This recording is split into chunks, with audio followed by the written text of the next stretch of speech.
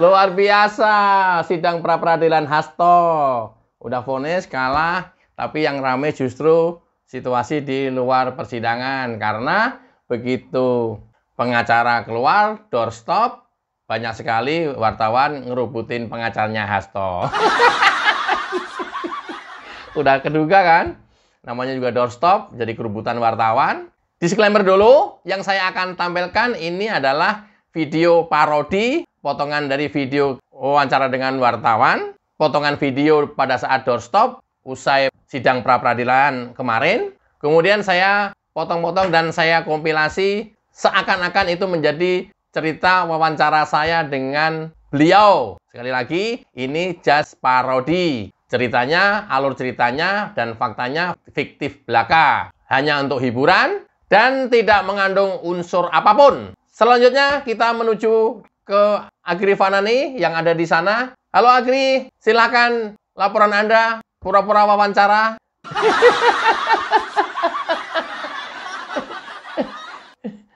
Ya, pura-pura wawancara.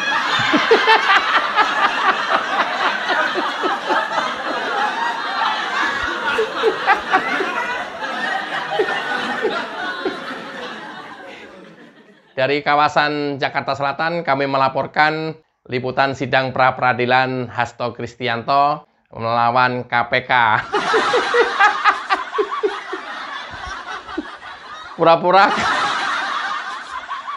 Pura-pura kami akan mewawancarai pengacara dari Hasto yang hari ini pra-peradilannya dikalahkan oleh KPK dan dinyatakan atau sudah vonis pra-peradilan Hasto kalah. KPK hari ini yang menang. Yeay, ore! Nggak boleh kayak gitu.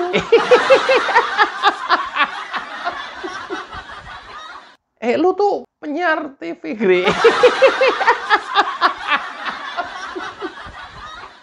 Oke, kita coba pura-pura wawancara dengan para pengacara Hasto. Bang Roni, Pak Magdir, Bang Patra, dan pengacara lainnya. Apa tanggapan kalian tentang KPK hari ini? Kami sudah sampaikan kepada pihak KPK untuk menghormati lembaga pengadilan. Kami menilai bahwa KPK dalam hal ini sengaja untuk menunda karena untuk mempercepat berkas. Karena ini ada cara-cara yang tidak benar, dan tidak menurut hukum dilakukan oleh KPK secara sengaja. Ya, saya tambahkan sedikit. Tadi pagi saya sampaikan bahwa KPK telah menegakkan hukum dengan cara mengenyambingkan hukum.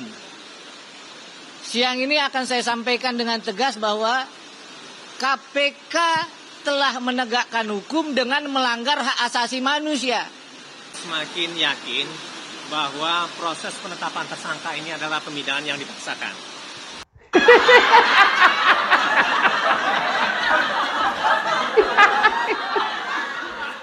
Udah denger ya, masing-masing dari pengacara Hasto, ya yang belakangan ada yang garuk-garuk dengkul.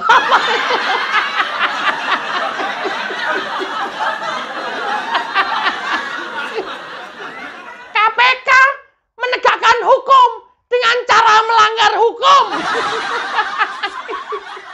Ya wes, sakarepmu. Saya kan cuma pura-pura wawancara. Sakarepmu.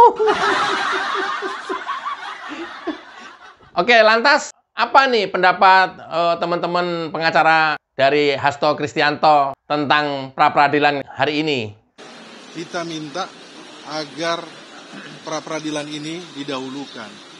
Pengadilan Negeri Jakarta Selatan ini akan menghormati putusan Mahkamah Konstitusi ini. Gagasan pra-peradilan ini merupakan ciri negara hukum. Sudah ada sejak abad 18. Di mana orang kalau dijadikan tersangka wajib diuji dulu. Benar nggak penetapan tersangka itu? Ini buktinya bahwa pra-peradilan itu tidak dipertimbangkan. Luar biasa ya. Udah pra-peradilan, udah KPK nurut, ikut, ya. Tahap 1 nurut, ikut, ditolak, kemudian pra-peradilan kedua, ikut, nurut, masih disalahin aja. Kecuali kalau KPK itu Agri TV. Terkecuali kalau KPK itu nggak mau proses pra-peradilan, kan mau juga, datang juga, ikut juga, melengkapi berkas juga. Kenapa kalian kayak seolah-olah tidak dilalui pra-peradilan? Adapun kemudian sekarang sudah masuk ke materi pokok, ya berarti kalian kalah cepet.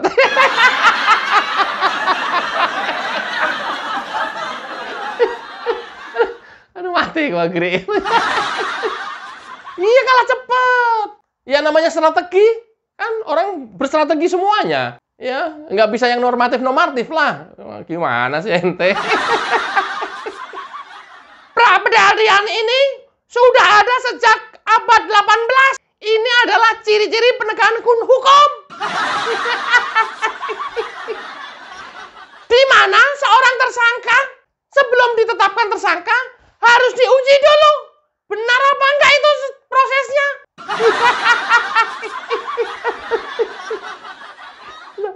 Ya, udah kalah. Lu udah kalah. Sekarang saran saya mendingan fokus ke materi pokok pengadilan atau materi pokok perkara. Lebih fokus ke sana lebih bagus, lebih mantap lagi nanti. Ya. Oke Bang, bagaimana nih Bang ceritanya kok sampai bisa kalah pra-peradilan melawan KPK? Ya, sementara KPK timnya, saya lihat hanya ada 2 orang, ya. Kemudian timnya Hasto mengerahkan 1000 pengacara, Bang. Apa komentarnya, Bang? Apa yang mau kita harapkan, teman-teman, dari penegakan hukum yang ada di Indonesia seperti ini? Ini bisa terjadi sama siapa saja. Dan tentu kita harapkan bahwa mereka harus memutus perkara ini dengan mengesampingkan ya apa yang ditetapkan oleh KUHP mengenai kewenangan untuk menggugurkan pra-peradilan. Bukannya malah diikuti proses peradilannya, bukan mau membuktikan bahwa dia benar, bukan mau menyampaikan bahwa memang betul prosedur penetapan tersangka Pak Hasto ini betul-betul benar, malah dipotong di tengah jalan. Prosedurnya itu sudah sesuai dengan prinsip-prinsip hukum. Itu paling penting sebenarnya. Kayaknya kalau sudah seperti ini nggak ada harapan lagi ya Bang ya.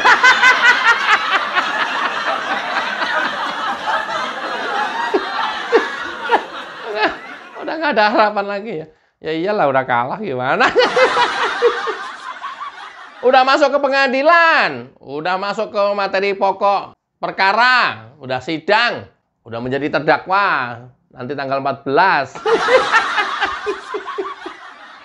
Kemudian Bang, apa pendapat Abang tentang ya keputusan MK ya melawan dengan SEMA MA ya yang menjadi dasar keputusan pengadilan pra-peradilan hari ini, Bang? Ada komentar, Bang?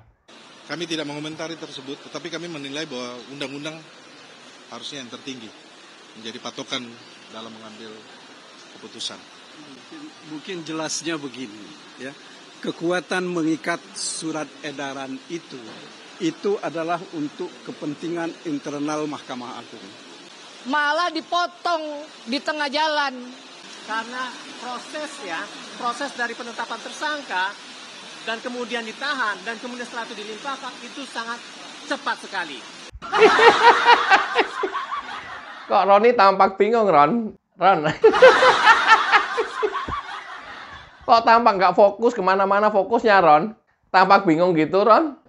Ketika diminta pertanyaan keputusan MK yang kemudian digugurkan atau dianulir dengan SEMA, surat edaran Mahkamah Agung, celingak-celinguk gitu, Ron?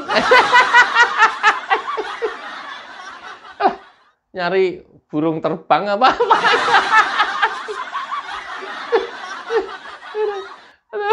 Ya udah nggak apa-apa. Ya ini kan bentuk pembelaan. Namanya juga pengacara kan memang harus membela. Membela kan harus ngotot. Kemudian ngotot juga kalah itu soal lain. Udah ngotot, kemudian kalah ya, salah dan kalah gitu. Ini soal lain ya. Oke Bang, sekarang pra-peradilan sudah selesai. Nah, coba kita fokus ke bagaimana kemudian menghadapi sidang perkara pokok nanti. Apa Bang kira-kira Bang persiapan menghadapi sidang perkara pokok nanti Bang? Bagaimana kita mau masuk ke pokok perkara? Ini yang harus dicegah oleh pengadilan sekarang. Siap-siap kita semua dibegitukan. Bagaimana memastikan hukum itu bisa berjalan dengan sebagaimana mestinya? Emosi semua. Emosi semua. Ini pura-pura wawancara ya. Jadi sesi ini tidak ada sama sekali. Tidak terjadi interaktif langsung antara saya yang mewawancarai dengan jawaban dia gitu. Ya. Ini adalah potongan-potongan video yang kemudian seolah-olah terjadi wawancara. Jadi pura-pura wawancara. Jadi ini video just parodi. Aduh, abang. Panik semua ya bang ya? Nadanya tinggi semua. Kayak yang terakhir bang. Udah panik begini mah. Kasihan juga lah. Yang terakhir, apa harapan abang-abang semuanya nih tentang seluruh kejadian dan proses kasus Hasto sampai dengan nanti persidangan pokok perkara? Kita harapkan, ayolah, harusnya kita hormati dulu pra-peradilan, kita uji dulu baru masuk pokok perkara. Tuh, seharusnya, saya kira begitu. Apa begini caranya? Itu yang saya mau sampaikan. Terima kasih. Hakim bisa memutuskan bahwa persidangan itu tidak mesti 7 hari. 7 hari itu adalah paling lama. Udah. Ini tensinya makin tinggi rupanya nih. Udah. Ya cukup sampai di sini aja. Nanti kita ketemu lagi di tanggal 14 sidang pokok perkara Hasto Kristianto. Ya. Itu pura-pura semuanya ya. Kejadian itu adalah pura-pura semua. Ini just parodi ya untuk hiburan. Ya, tidak ada dalam rangkaian peristiwa apapun, skenario apapun, tapi potongan-potongan video itu diambil dari pengacara Hasto Kristianto pada saat doorstop usai sidang pra-peradilan kemarin di Jakarta Selatan. Mudah-mudahan menghibur dan bermanfaat. Wassalamualaikum warahmatullahi wabarakatuh. Cayo.